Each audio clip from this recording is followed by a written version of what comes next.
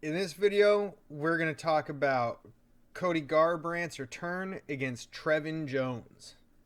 Now, there was some interesting things we saw going on in this fight, and I just want to say that to me, it was fun to watch. I enjoyed watching Cody Garbrandt come back in this fight. It looked like a true return of Cody Garbrandt, to be honest. He's looked like he's lost his chin, like he couldn't take a hit, like it was time for him to just move on maybe. And a lot of people don't think that he should be fighting anymore, that he's lost his ability to take a shot.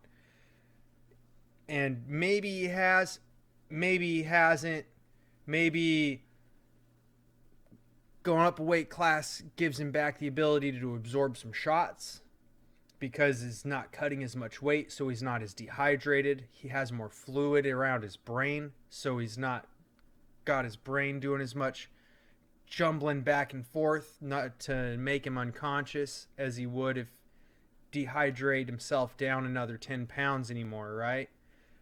But now, what I saw that was real exciting to me was Cody Garbrandt's footwork. And by that, I don't mean just necessarily footwork during the fight to gain position and maintain distance and these types of things, like positioning your feet well so that you're able to dodge the way that like Izzy does. Adesanya does this all the time. He uses his footwork in a way that's really sneaky, and it looks like he's not doing much with his feet sometimes.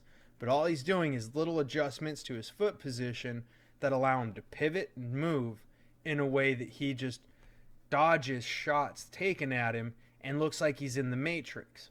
And that's Izzy's style, and that's Izzy's style of footwork. What I'm talking about seeing from Cody Garbrandt was how he was doing this thing where he'd drop real low down, like just crouch real low, like he was going to maybe take a shot. So Trevin Jones has to stop and think about, oh man, he's about to shoot at me, I think, maybe. And then he'd jump up and he'd do this like almost like a Hollywood boxing trope thing with his feet where he just shuffle his feet real quick. Like he was running in place, but he's just shifting his feet, doing a little bit of footwork skill there. And I think that's something they may have devised over this time that he's been away a little bit, just to remind him, like, you're fast, Cody. You're fast. Weaponize that speed. It's a weapon for you. It always has been.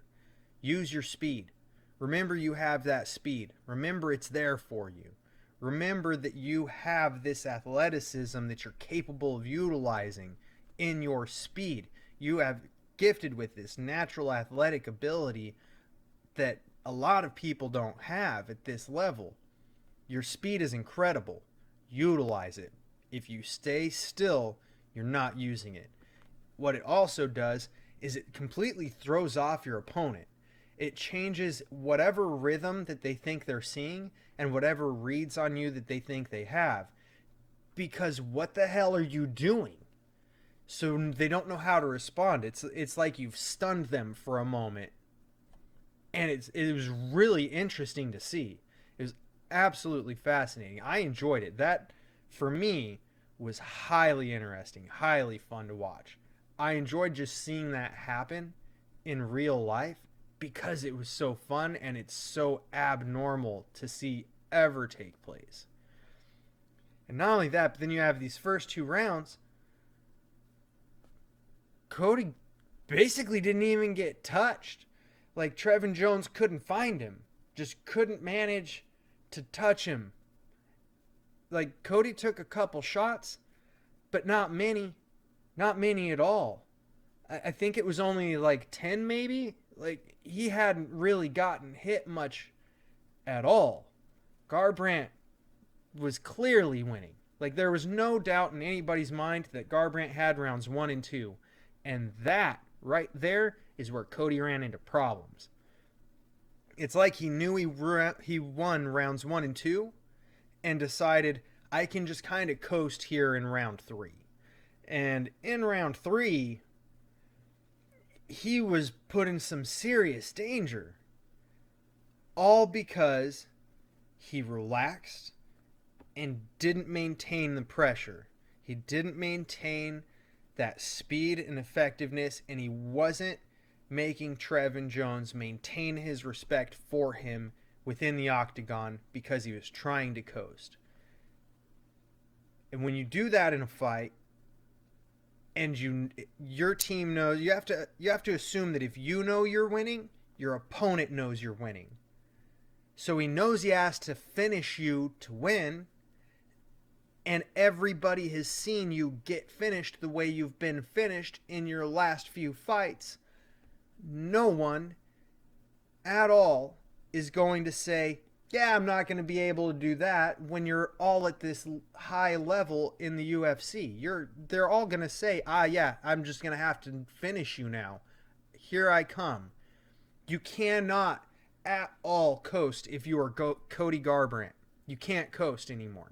You can be in this position in any number of fights. You cannot coast. You have to always be on it. 100% of the time, locked in, focused, treating it like you're behind, treating it like you treated the very first round, all the way to the finish. It doesn't matter if it's a 15-minute fight or a 25-minute fight. If you're Cody Garbrandt, you have to have that energy like it is round one every single round, or you will not get out of there.